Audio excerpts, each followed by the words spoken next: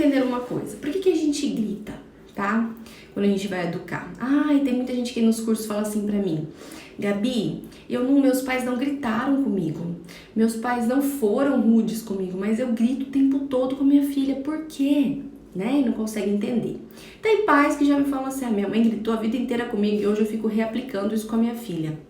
Então, gente, cada pessoa tem um tipo de percepção com aquilo que ela vê, ouve e sente repetidas vezes. Então, enquanto criança, tudo aquilo que você tá vendo seus pais fazerem, tá ouvindo seus pais fazerem e tá sentindo seus pais fazerem, porque somos emoções também, vai formando sinapses e crenças na nossa mente ao longo da nossa vida. É como se juntassem fiozinhos e aquilo tivesse uma liga que gerasse um aprendizado, que a gente chama de crença, tá? Toda crença é uma verdade absoluta e que eu não preciso ter consciência que ela existe. Ou seja, às vezes eu nem sei que eu tenho essa crença, eu nem sei que ela existe dentro de mim, mas ela existe e ela é autorrealizável. Isso significa que ela acontece, ela faz acontecer, ela molda o meu comportamento, mesmo que eu não saiba que ela tá dentro de mim, tá? Isso acontece pela percepção daquilo que eu vejo, daquilo que eu ouço e daquilo que eu sinto, repetidas vezes ou sobre forte impacto emocional, tá bom? Também acontece pelo que eu comunico. Tudo que eu comunico gera um pensamento que vai gerar um sentimento que vai gerar uma decisão, ou seja, um comportamento. Se eu começo a comunicar, eu não dou conta, quando eu vejo eu tô gritando, eu não consigo parar de gritar, essa comunicação gera um pensamento, né, que vai gerar um sentimento de raiva, de angústia, de insatisfação, que vai gerar um comportamento e eu vou acabar gritando de novo, e aí vira um ciclo repetitivo, né, de um comportamento negativo que eu não quero ter e não consigo deixar de ter. Então, primeiro é isso que a gente precisa entender, tá? Segundo ponto, se uma criança cresce num lar onde os pais gritam, vai escrevendo pra mim se faz sentido. Entendi até aqui, não entendi, pra eu saber se vocês estão conectados aqui comigo, certo? Se uma criança cresce num lar onde os pais gritam, então ela tá vendo, ela tá ouvindo e ela tá sentindo, tá? Todos os dias, várias vezes, né? Repetidas vezes, sobre forte impacto emocional, porque às vezes vem aquele grito um dia a gente, né, meu Jesus da glória, não sei nem o que tá acontecendo aqui. Então, tudo isso vai gerando aprendizados. Como nós temos a nossa própria percepção, ou seja, eu entendo as coisas de um jeito, meu marido entende de outro, minha amiga entende de outro, meu tio, meu primo, qualquer pessoa que você possa citar vai entender de um jeito diferente, certo? Porque somos diferentes, temos visões diferentes, as nossas lentes são diferentes em cada ser humano. Então, a gente olha para isso de um jeito diferente. Então, dependendo de como eu absorvo aquilo que eu tô vendo, ouvindo e sentindo, eu vou gerar uma sinapse diferente na minha mente, tá? Então, vamos supor que essa criança que tá vendo, ouvindo e sentindo, ela tá gerando a percepção de que ela consiga as coisas no grito. É assim que ela consegue as coisas, porque quando a mãe grita, a criança faz. Opa, quando minha mãe grita, eu faço. Opa, quando minha mãe grita, eu corro. Opa, quando minha mãe grita, eu obedeço. Por quê? Aí vem o medo, né, a insegurança, o trauma, tudo isso gerado, mas me dá o comportamento que eu desejo. Se eu quero que ele vá escovar o dente, eu dou um grito, ele vai correndo pro banheiro, tá morrendo de medo de mim, mas ele vai. A criança tá percebendo isso. Talvez na mente dela, a percepção que ela faça, a interpretação que ela faça disso é gritar, funciona. E aí a criança começa a devolver no grito também. Quando ela quer as coisas, ela grita. Ela te pede, mãe, posso ver televisão? Você fala agora, não, eu quero ver televisão! E começa a gritar. Por quê? Porque ela entendeu que é dessa forma que é gerado o aprendizado, que é dessa forma que ela consegue o que ela quer. Que é dessa forma que ela tem voz, autonomia, que as coisas acontecem. Porque foi assim que ela viu com você, quando você gritou. Foi assim que você viu com a sua mãe, quando ela gritava com você, certo? Então, primeiro tem essa percepção, certo? Que as crianças podem fazer. E elas começam a gritar. E aí a gente fala assim, epa, baixa a bola, mocinho. Por que você tá gritando desse jeito comigo? Você tá falando desse jeito comigo?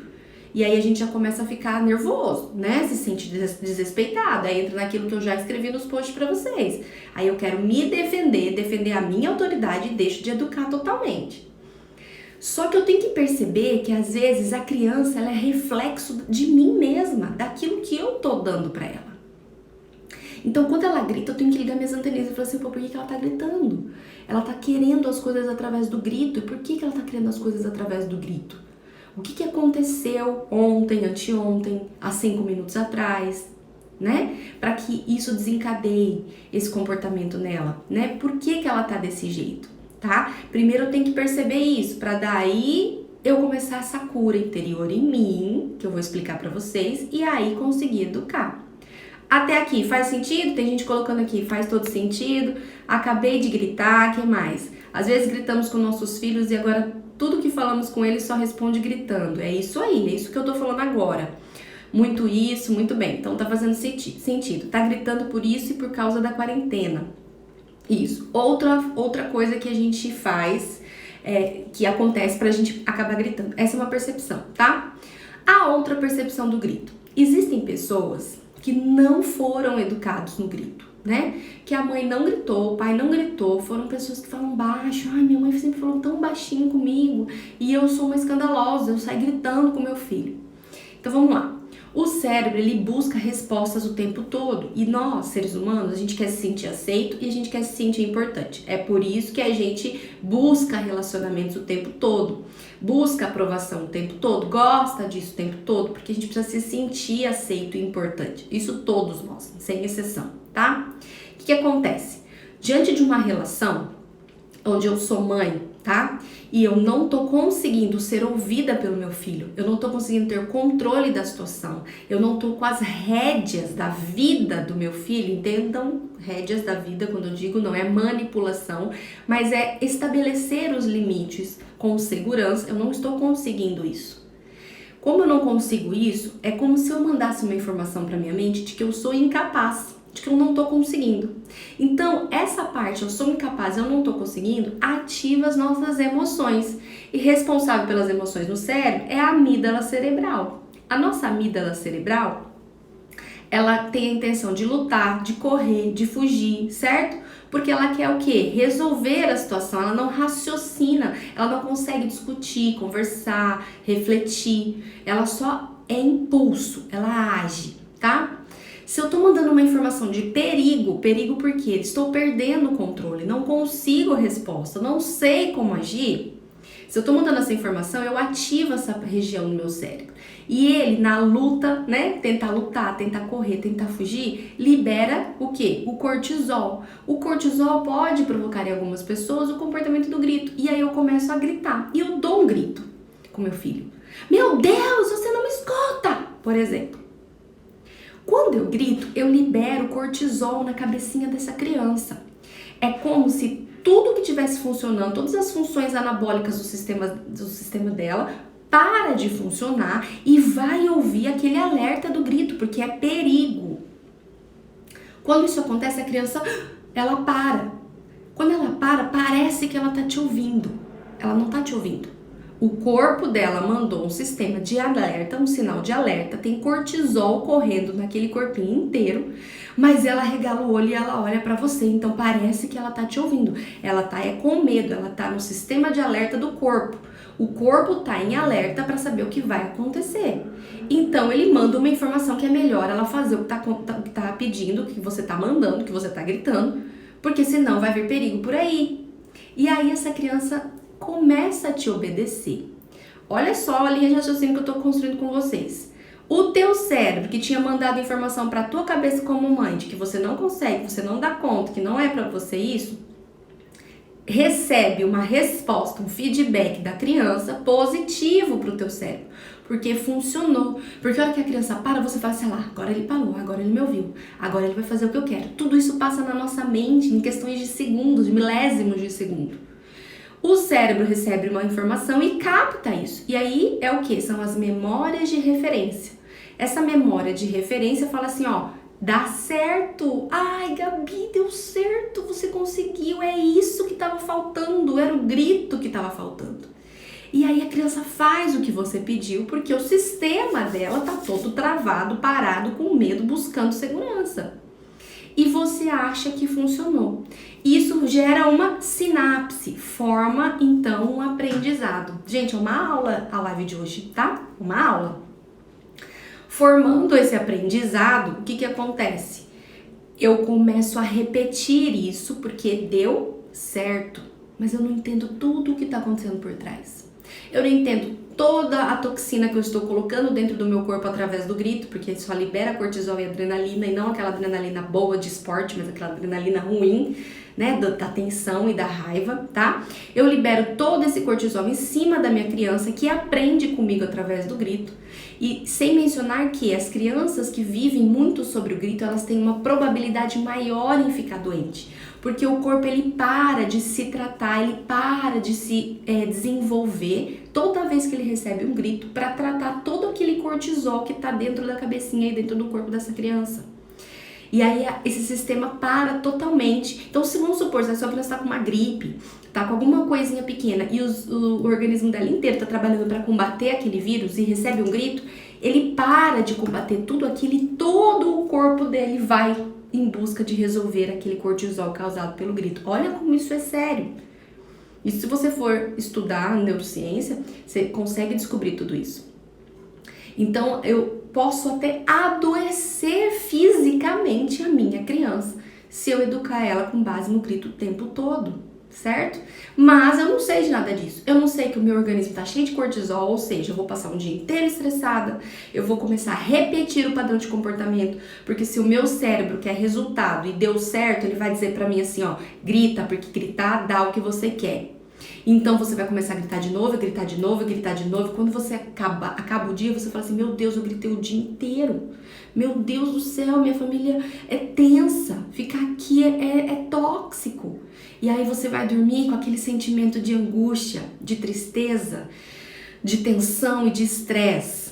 E aí, dormindo assim, eu faço memórias a longo prazo com tudo isso.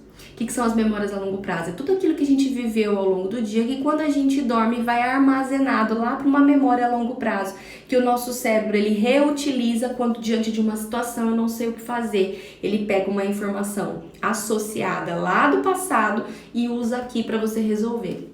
Ou seja, se ele transformou o grito numa informação associada, numa memória associada, ele vai jogar aqui de novo. E você não vai parar mais de gritar. E sua mãe nunca gritou com você, certo? Isso acontece quando os pais nunca gritaram, isso acontece quando os pais gritam, a gente só repete padrão de comportamento, mas isso pode funcionar da mesma forma no cérebro de pessoas que viveram sobre o grito, tá? É por isso que a gente precisa entender tudo que tá acontecendo. Vocês entenderam a aula de hoje? Conseguiram captar até aqui? Manda pra mim um joinha pra gente continuar isso e eu explicar como resolver isso, tá bom? Mas não, a pessoa colocou assim, mas não percebe que vai gritar, quando vê já gritou. Que B, né? Já entendi o B. Fer, que me escreveu isso. É exatamente, porque em algum momento, quando você gritou, funcionou. Então, tua memória tá lá registrada diante da mesma situação de estresse, de desobediência, de teimosia. O teu cérebro fala o que pra você? Ó, você gritou, lembra? Deu certo, grita de novo. E aí você vai lá e grita de novo. E aí a criança responde de novo. E aí vocês estão naquele ciclo tóxico. Certo? Da criança que precisa e de você que também precisa. Sem mencionar, gente, que isso é um assunto para uma outra live, tudo isso gera vícios e sentimentos tóxicos. Ou seja, eu fico viciada à emoção, ou seja, aquilo que a emoção transforma no meu cérebro, porque ela cria um hormônio, né? Ela cria uma química. O grito cria uma química. Eu me vicio a essa química. Tá? E aí esse vício vai fazer com que eu grite mais vezes para que eu tenha aquilo. Da mesma forma a criança se vicia com a química do cortisol, então ela só vai corresponder diante de um grito. Sabe quando pais falam assim, parece que ela só obedece, parece que só funciona quando eu grito. Porque a criança provavelmente está viciada ao sentimento tóxico que aquele comportamento causou, porque libera uma química no cérebro dela. É assim que acontece com as pessoas que são depressivas também, tem vícios tóxicos, de sentimentos tóxicos, enfim, mas daí é um assunto para uma outra live, a gente pode até falar disso amanhã, por exemplo, tá? Que mais? Já virou um hábito meu, às vezes nem percebo que grito por tudo. Quando estou sem paciência e cansada, grito mais. E por que nossa primeira reação é o grito? Isso. Patrícia colocou assim, ó, quando estou sem paciência e cansada, grito mais. Por quê? Pensa, sem paciência e cansada? Eu estou no auge do meu raciocínio? É o meu neocórtex? É aquela parte do meu cérebro responsável em entender as coisas estão funcionando? Não, é que nem uma criança cansada, uma criança com fome. Ela não tá raciocinando nada, ela tá no calor da emoção. Eu tô cansada, eu tô com fome, você me dá o que eu quero, pelo amor de Deus, senão eu vou causar um estresse aqui. Já viu criança cansada e com fome? Não chora por tudo? Então, porque é pura emoção. O adulto cansado, com fome, sem paciência, também preocupado demais com alguma coisa, também ele é pura emoção. Se ele é pura emoção, o que vai entrar em ação é a amígdala. Se a minha amígdala quer lutar, correr e fugir, diante de um comportamento de estresse, eu não vou conseguir raciocinar tudo isso se eu não entender como é que funciona a minha mente. E aí eu acabo usando o grito, porque o grito é um instinto de defesa. Vem alguém pra cima de você e você dá um grito. Ah! A pessoa até para. Entendeu? Porque é um grito de defesa, é uma defesa do ser humano, o grito. Então, para defender as minhas necessidades, pode ser de descanso, de relaxamento, de silêncio, de obediência, de rotina, de cumprimento de afazeres, pode ser vários tipos de necessidades. Eu vou acabar gritando, certo? Sérgio perguntou assim, por que nossa primeira reação é o grito? Normalmente, tem pessoas que a primeira reação não é o grito, a primeira reação já vem lá no tapa, né? A pessoa já vem e já bate, a pessoa já vem e já castiga, né? Nem todo mundo usa o grito como primeira reação, mas sim, tem gente, e a grande maioria usa o grito. E por quê? Justamente isso que eu falei pra Patrícia. Porque a gente, como quer resolver aquilo e estamos no auge da amígdala cerebral, a nossa primeira reação de defesa vai vir aquilo que seja mais impulso, aquilo que seja mais visível, aquilo que seja mais fácil. E a gente grita, porque o grito gera no outro um medo. E esse medo faz com que o outro dê aquilo que eu estou precisando. Então, as memórias que eu vou formando no meu cérebro é de resultado positivo, mas na verdade eu estou tendo resultados negativos, só que conscientemente eu não sabia disso até assistir essa live, certo? Que mais? Tem os gêmeos, eles brigam demais, não sei o que fazer, só gritos por aqui, Gabi. Todas nós, nessa pandemia em casa e com as crianças home office, criança gritando, uma loucura, a gente está tipo pra explodir. Eu me sinto assim às vezes, tento respirar e mudar o foco para não gritar. Sim, por que as crianças gritam também? Porque elas querem ser ouvidas. Quantas vezes elas falam. Gente, o sistema delas, neural delas, é igualzinho ao nosso, tá? Ó, não vou conseguir responder como que a gente para de gritar. A gente pode falar sobre isso amanhã, porque senão a live vai ficar muito longa, certo? A gente pode dar uma continuidade sobre isso amanhã. Mas vamos lá. Por que a criança grita? Porque o sistema neurológico dela funciona igualzinho nós, que são seres humanos como a gente. Se eles falam com os pais e os pais não escutam, e como é que os pais não escutam? Por exemplo, gente, se eu tô aqui lendo um livro, tá? Eu tô aqui com minha Bíblia, tô aqui lendo um livro. E aí, ou tô no computador, trabalhando, home office, como a mãe colocou, tô cozinhando, tô fazendo qualquer outra coisa que não seja ser mãe naquele momento, ou seja, sentar no chão, brincar, ser uma mãe que está dando atenção para o filho, tá? A criança vem falar comigo, mãe, olha o que eu tô fazendo. E você pega e faz assim, ó, que legal, e volta. Aí a criança faz de novo, aí você olha e fala assim, tá bom, filho, depois a mamãe vê, tá? Ah, que bacana, ficou bom, e volta. A criança, ela não é burra, gente, ela não é tonta, ela percebe as coisas, só que ela não interpreta, tá? Ela não consegue entender assim, ai, coitada da minha mãe, né? Agora ela tá trabalhando no home office, a pandemia tá um caos. Minha mãe tem que trabalhar dentro de casa, cuidar de mim, cuidar da casa, cuidar do meu pai. Meu Deus do céu. E eu tô aqui tentando falar com ela e ela tá tentando me dar atenção. Tá fazendo de tudo pra eu tentar me sentir aceito. Olha só, eu vou respeitar minha mãe e vou deixar ela um pouquinho sozinha. A criança não consegue te dar isso. Quando você faz isso, a criança interpreta o quê? Eu não sou importante, minha mãe não liga pra mim, minha mãe gosta muito mais daquele computador que ela tá, o livro da minha mãe é muito mais interessante, a comida é muito melhor pra minha mãe do que a minha presença. É isso que a criança começa a imaginar, é isso que a criança começa a interpretar. E esse pensamento da criança desabastece a identidade dela. Eu não falei no começo da live que a gente quer se sentir aceito, quer se sentir importante? Então, se ela não tá se sentindo aceita e se ela não tá se sentindo importante, o que vai acontecer? Ela vai tentar, de alguma forma, chamar a tua atenção de novo. Ela vai mudar o comportamento, porque a criança, ela se comunica através do comportamento. Ela não sabe dialogar com você. Mãe, escuta aqui. Eu sei que tem uma pandemia, eu sei que você tá home office, mas eu preciso de você. Eu sou uma criança, eu tenho que ter atenção. E não tá rolando esse esquema de você só ficar nesse computador. Vamos sentar e vamos conversar. A criança não sabe falar isso. Então o que ela faz? Ela começa a usar o comportamento. Algumas crianças regridem, falam como bebê, começam a ter voz de bebê, a falar xixi, xoxoxô, né? Mudar o x, estou cansada, porque quer ser bebê, porque quando era bebê tinha mais atenção, eram as memórias de referência registrada. Tem criança que grita, porque assim como você, ela precisa resolver isso, ela não tá conseguindo. E quando ela começa a brincar, criar uma louca dentro de casa e gritar muito brincando, você para tudo que você tá fazendo e fala, para de gritar, pelo amor de Deus. Fala mais baixo, pelo amor de Deus. Não importa o tipo de atenção que você está dando para tua criança, é atenção, mesmo que seja uma atenção negativa, porque ela não quer essa mãe, mas ela quer a mãe. E se eu tenho a minha mãe apenas desse jeito, eu quero ter ela, não importa que jeito. Olha que coisa mais linda, gente, não é? A criança quer ter você, não importa de que jeito, ela não gosta de você gritando, mas ela quer você. E se ela só tem você gritando, então que seja gritando mesmo.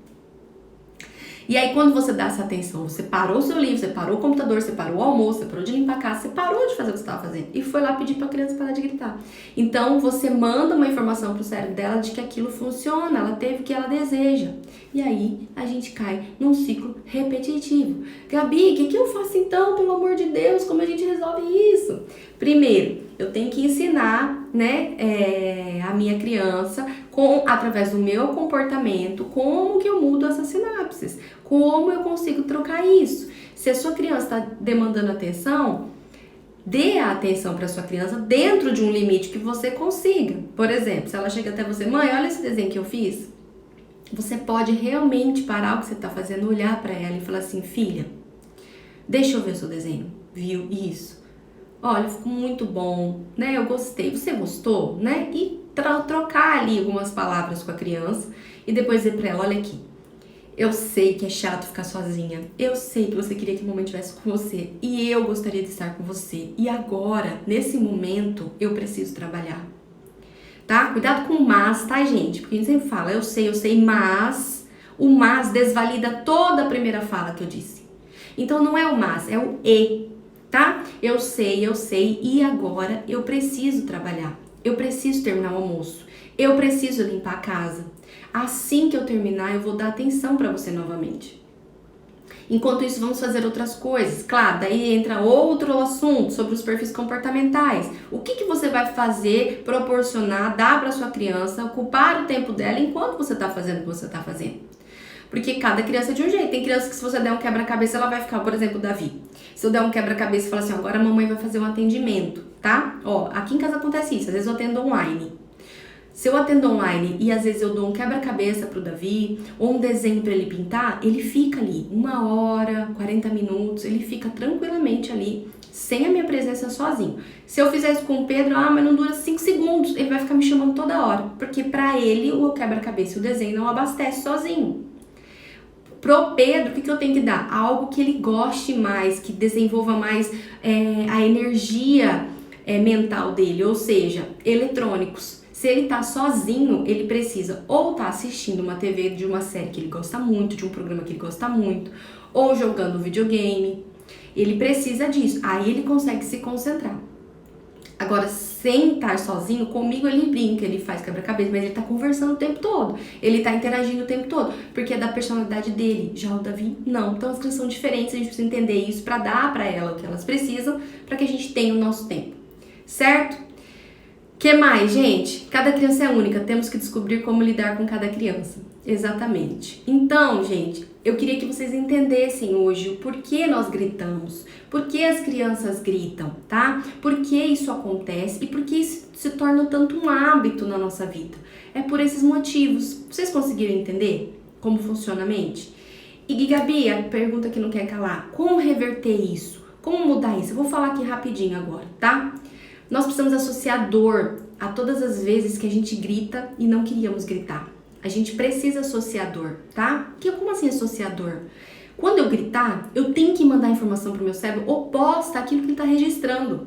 Se quando eu grito, meu cérebro fala, ó, funcionou, a criança te deu o que você quer, eu tô registrando informações positivas. E isso vai fazer com que o meu cérebro continue buscando esse meio para comunicação. Se eu começo a registrar dor, o meu cérebro não foi feito para sofrer. tá? Então, se quando eu gritar, assim que eu gritar, eu perceber que eu fiz coisa errada, que eu não queria ter feito isso, eu tenho que associar dor. Por que eu gritei? Eu liberei coisa negativa no meu filho, eu tô liberando cortisol dentro de mim, eu tô criando uma coisa tóxica. Meu Deus, eu não quero mais isso é horrível, isso dói, isso é ruim, isso é negativo, isso me faz sofrer, isso faz meu filho sofrer, eu não quero mais isso pra minha vida. É assim, eu tenho que associar dor. Se eu associo dor ao meu comportamento, o cérebro vai falar, opa, calma aí que isso não deu certo não, porque tá liberando um negócio estranho aqui e ela não tá feliz, não, calma. Então ele bloqueia aquilo como positivo e busca uma alternativa. Se você está estudando, teu cérebro vai encontrar alternativas. Se você está estudando ferramentas nobres de educação, teu cérebro encontra as ferramentas nobres de educação. Podem ser quais? Pausa positiva, prever, antecipar o problema. Se você sabe que a sua criança não gosta de tomar banho, não espera ela gritar, não espera ela teimar.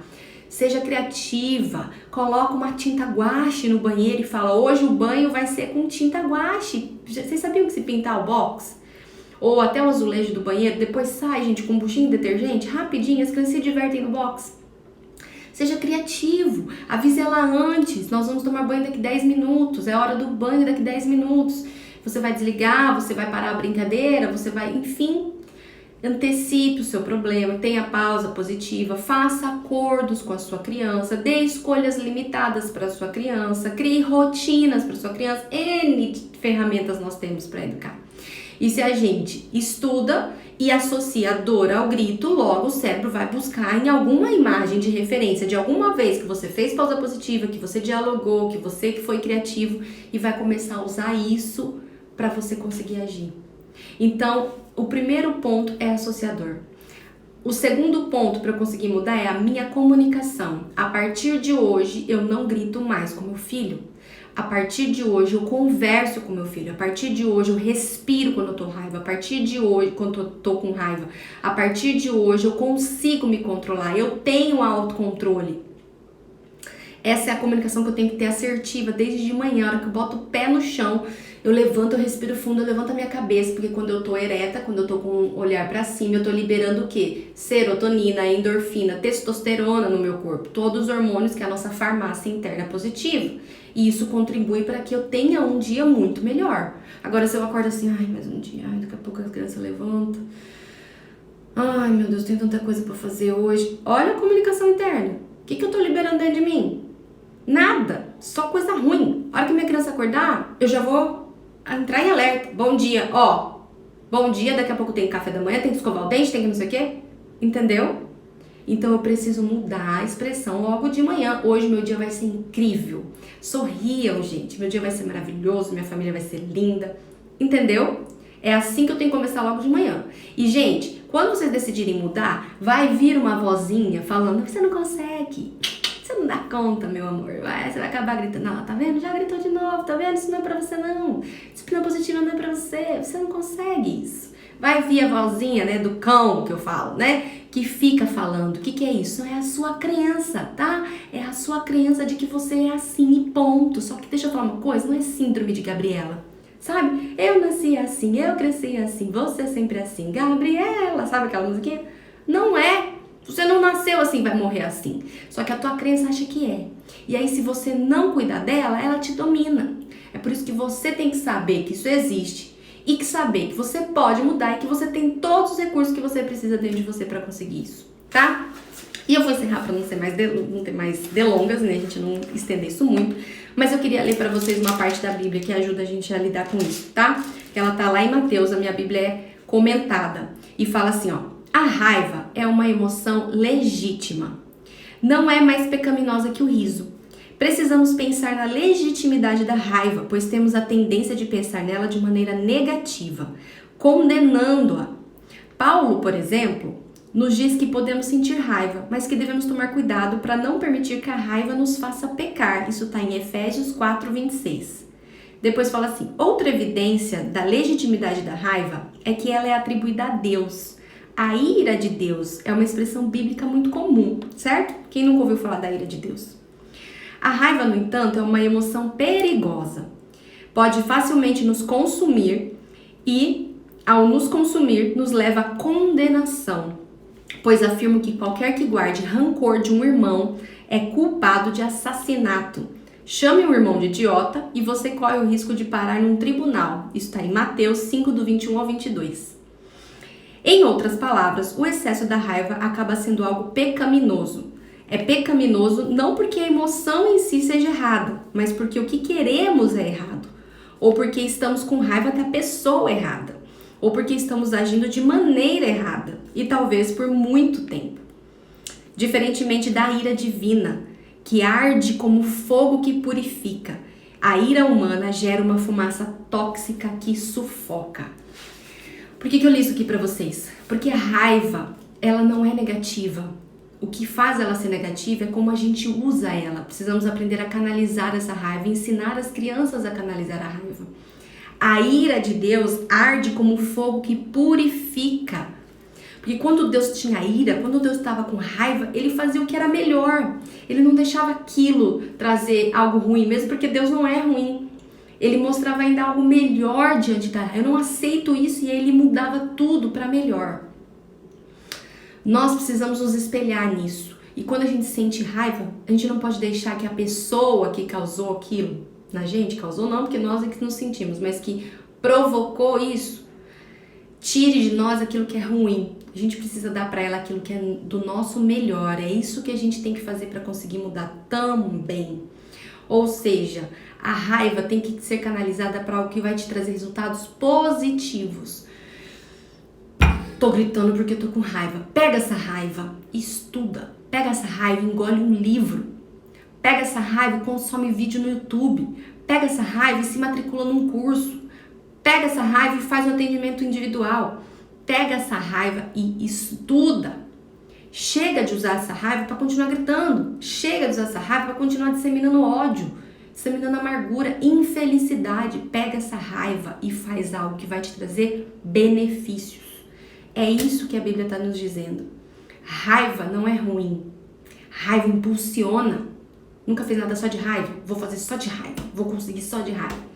A raiva, ela pode ser boa, desde que você saiba usá-la. Não use sua raiva para continuar gritando. Use a sua raiva para querer estudar mais, querer aprender mais, querer ser melhor, querer crescer, querer evoluir. Tá certo, gente? É isso que eu queria passar para vocês hoje. Tomara que vocês tenham gostado da live. Foi longa, mas foi de coração, tá? Um beijo grande para vocês. Fiquem com Deus e a gente se vê de novo amanhã, 7h45, tá bom? Beijo. Fui.